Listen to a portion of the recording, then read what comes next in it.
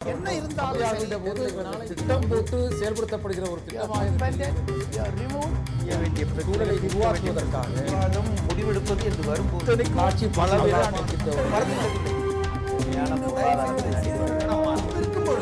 எதிர்த்து பேசிட்டு வணக்கம். நேர்பட பேச நிகழ்ச்சியின் வாயிலாக மீண்டும் உங்களை சந்திப்பதில் மிக்க மகிழ்ச்சி.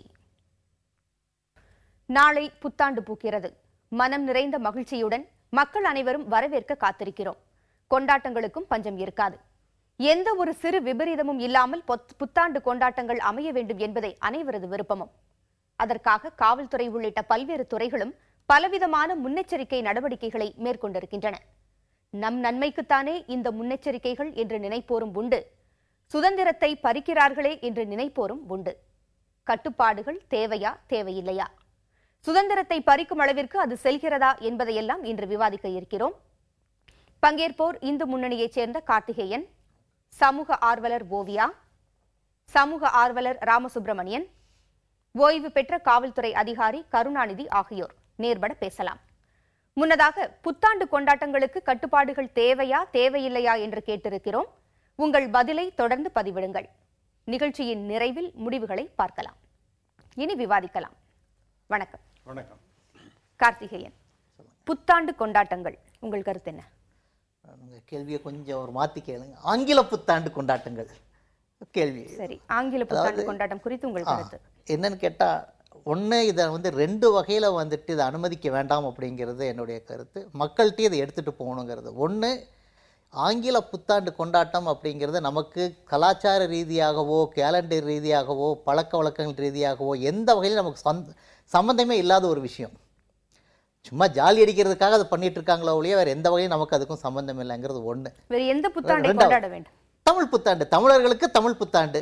தமிழ் புத்தாண்டு தை மாதத்திலா சித்திரை மாதத்திலான்னு தமிழர்களுக்கு ஒரு மிகப்பெரிய குழப்பமா இருக்குது.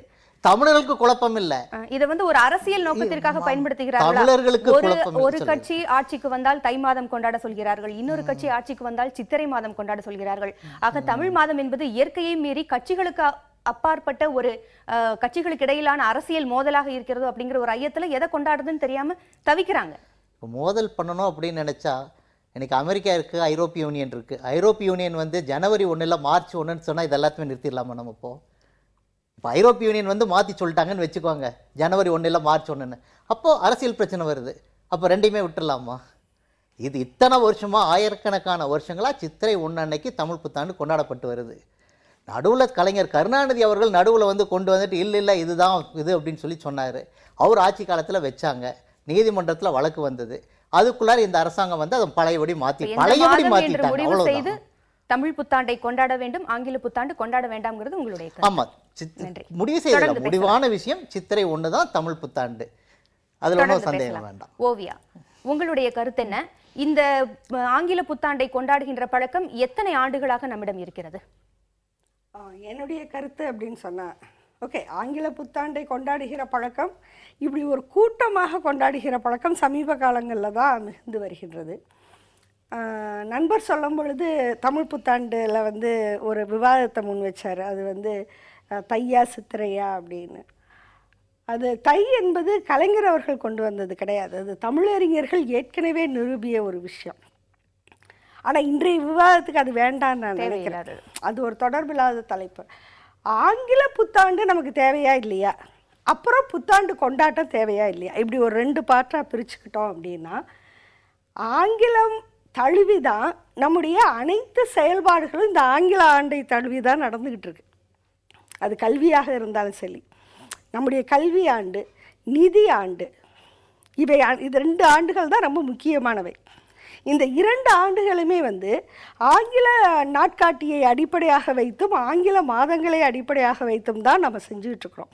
அது மட்டும் இல்லை, ப்ராடக்ட் கோடிங்கில் அக்கௌண்டன்சி எப்படி எழுதுறது, கணக்கு வழக்கு எப்படி எழுதுறதுங்கிறது வரைக்கும் இன்டர்நேஷ்னலாக சர்வதேச அளவில் ஒரே மாதிரியான அளவுகளையும் கொண்டு வர வேண்டும் என்றும் அதனை நாம் ஏற்றுக்கொள்வதென்றும் நம்முடைய சமுதாயம் அல்லது நம்முடைய அரசாங்கம் முடிவு செய்து ரொம்ப நாள் ஆச்சு. அப்படி இருக்கும்போது புத்தாண்டில் மட்டும் ஆங்கில புத்தாண்டு நமக்கு தொடர்பில்லாதது மாதிரியும் நம்முடைய வாழ்க்கைக்கும் அதுக்கும் சம்பந்தம் இல்லை அப்படின்னு பேசுறது வந்து முற்றிலும் உண்மைக்கும் நடைமுறைக்கும் மாறான ஒரு கருத்து. சரி, இந்த கொண்டாட்டம் அப்படின்னு வந்தீங்கன்னு சொன்னால் கொண்டாட்டங்கள் எப்பொழுதுமே தவறானவை அல்ல.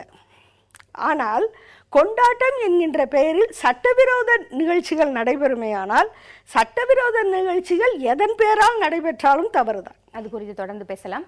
திரு ராமசுப்ரமணியன், இந்த புதிய கலாச்சாரம், ஏன்னா இது அந்நிய கலாச்சாரம், இந்த கலாச்சாரம் அவசியமானதா இந்த கொண்டாட்டங்கள்? இது வந்து காலம்புற, அதாவது ஒரு ராத்திரி 12 மணிக்கு இந்த விழா கொண்டாடுங்கிறது இது சரியானதே இல்லைன்னு தான் நான் நினைக்கிறேன். ஏன்னா இது மார்கழி மாதம். இந்த மார்கழி மாதத்தில் 1ஆம் தேதி ரொம்ப முக்கியமான நாள். எப்படின்னு சொல்கிறேன்னா, மாசானாம் மார்கசீர்ஷோகம் அப்படின்னு சொல்லிட்டு கிருஷ்ண பரமாத்மா சொல்கின்றார். மார்கழியிலே மாதத்தில் நான் மார்கழியாக இருக்கின்றேன்னு. ஆக இந்த 30 நாளுமே முக்கியமானது. அதனால் ஜனவரி 1ஆம் தேதிங்கிறது ரொம்ப முக்கியமானது. அதுவும் வரக்கூடிய இன்றைக்கி வரக்கூடிய நாளைக்கு காலம்புற ஜனவரி 1ஆம் தேதி என்பது ரொம்ப ரொம்ப முக்கியமான நாள் என்று நான் சொல்லுகின்றேன். ஏன்னா இது ஹனும ஜெயந்தி. ஆகவே அது கொண்டாட வேண்டிய நாள் தான். அந்த விதத்தில் நான் சொல்லுகின்றேன். ரெண்டாவது, ராத்திரி வேளையில் நான் மத ரீதியாக பார்த்தோம் என்றால் கிறிஸ்தவர்கள்லாம் கொண்டாடுறாங்க அப்படின்னு சொன்னால் அவங்க அன்றைக்கி சர்ச்சுக்கு போகிறாங்க. அது கரெக்டு, அது அவங்களுடைய பழக்கம். அதெல்லாம் நம்ம வந்து தப்புன்னு சொல்கிறதுக்கு முடியாது. ஆனால் நமக்கு இல்லாத பழக்கம், ஹிந்துக்களுக்கு இல்லாத பழக்கம் அப்படிங்கிறது நீங்கள் ஆரம்பத்திலே சொன்னீங்க, இப்போ தான் புதுசாக ஆரம்பிச்சிருக்குன்னு. இது இல்லாத பழக்கம். இதை வந்து ராத்திரி 12 மணிக்கு கொண்டாடுறதுங்கிறது ரொம்ப விபரீதமாக தான் இருக்குது. அது ஒரு சட்டம் ஒழுங்கு அப்படிங்கிற அளவுக்கே பெரிய பிரச்சனையாக போயிட்டுருக்கு. நான் உலக அளவில் பல நாடுகளுக்கு போயிருக்கின்றேன். அங்கெல்லாம் கூட பார்த்துருப்பேன். இப்போ ஃபார் எக்ஸாம்பிள் நியூயார்க்கில் நான் இருக்கும்பொழுது அங்கே பார்த்தீங்கன்னா அங்கே எல்லாம் தப்பு பண்ணாங்கன்னா அங்கே பண்ண மாட்டாங்க. அதாவது தண்ணி போடுவாங்க, எல்லோரும் ஒரே சந்தோஷமாக குதிப்பாங்க, எல்லாம் பண்ணுவாங்க. ஆனால் தவறுன்னு வந்து அடுத்த செகண்ட் அவனை அரெஸ்ட் பண்ணி உள்ளே போட்டுருவாங்க. அங்கே ரெடியாக போலீஸ் இருக்கும். ஆகவே அந்த விதத்தெல்லாம் பார்க்கும்பொழுது இந்த பிரச்சனைகள் இங்கே தான் இப்போ புதுசாக ஆரம்பிச்சிருக்குது. இப்போ தொடர்ந்து இது என்னென்னா ஒரு பெரிய லா அண்ட் ஆர்டர் ப்ராப்ளமாகவே மாறிக்கொண்டிருக்கின்றது. ஆகவே இது வந்து நல்லதாகவே எனக்கு படவில்லை. அதாவது சமூகத்துக்கு பிரச்சனை வரும் என்றால் இந்த ராத்திரி 12 மணிக்கு எதுக்காக இந்த ஒரு கேட்டால் என்ன சொல்கிறாங்க சில பேர், இன்னொரு விபரீதமான என்னென்னா கோயிலுக்கு போகிறேன்னு ஆரம்பிச்சுட்டாங்க இப்போ ஹிந்துக்கள்லாம். இது எதுக்காக கோயிலுக்கு போகிறது அன்றைக்கின்னு எனக்கு தெரியல. ஏன்னா கேட்டால் எப்போ வேணாலும் நாங்கள் இப்போ புத்தாண்டை நான் கொண்டாடுறோம். ரைட், நீங்கள் தப்பு, அதெல்லாம் நான் இல்லைன்னே சொல்லலை. ஆனால் அந்த எப்போ போய் கொண்டாடணும்னு இருக்குது. ராத்திரி 12 மணிக்கு போய் கோயிலில் போய் நிற்கிறதுங்கிறது இதெல்லாம் ரொம்ப புதுமையானதாக இருக்குது. அதுக்கு யார் அனுமதி கொடுக்கின்றார்கள்னா அரசாங்கமே அனுமதி கொடுத்து கொண்டிருக்கின்றது. இதெல்லாம் தப்பான முறையாகத்தான் நான் பார்க்கின்றேன். கேட்டால் எப்போ பார்க்கணுன்னா இந்த மார்கழி மாதத்தில் போனீங்கன்னா காலம் ஆண்டாள் ரொம்ப அருமையாக சொல்லுவாள், சிற்றஞ்சிறுகாலே வந்துன்னை சேவிக்க அப்படின்னு. காலை என்றால் 6 மணி, சிறுகாலை என்றால் 4:30 மணிக்கு, சிற்றஞ்சிறுகாலைன்னா 3:45 மணி, அது பேர் உஷ்ணக்காலம்னு பேர். அந்த நேரத்தில் போய் சுவாமி கும்பிடுங்க, அதுதான் நல்ல நேரம். அதை விட்டுட்டு ராத்திரி 12 மணிக்கு போய் நீங்கள் நான் கொண்டாடுறேன், கூத்தடிக்கிறேன், கோயிலுக்கு போகிறேன், அதை திறந்து வைக்கணும் அப்படின்னு சொல்கிறதுங்கிறதெல்லாம் ரொம்ப ரொம்ப விபரீதமாக அபத்தமாக இருக்கின்றது. இரண்டாவது, சமூக ரீதியாக இன்றைக்கி வந்து இளைஞரெல்லாம் ஒரே எந்த தெருவுலையும் பெண்களே போக முடியல. இப்போ ஆண்களும் கண்ணாப்பண்ணான்னு ஒரு ஓட்டின்னு போகிறாங்க, வண்டிகள்லாம் ஓட்டின்னு போகிறாங்க, சத்தமாக இருக்குது.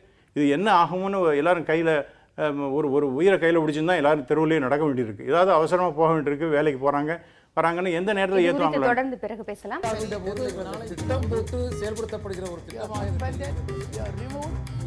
சூழலை உருவாக்குவதற்காக முடிவெடுப்பது என்று வரும்போது காட்சி பல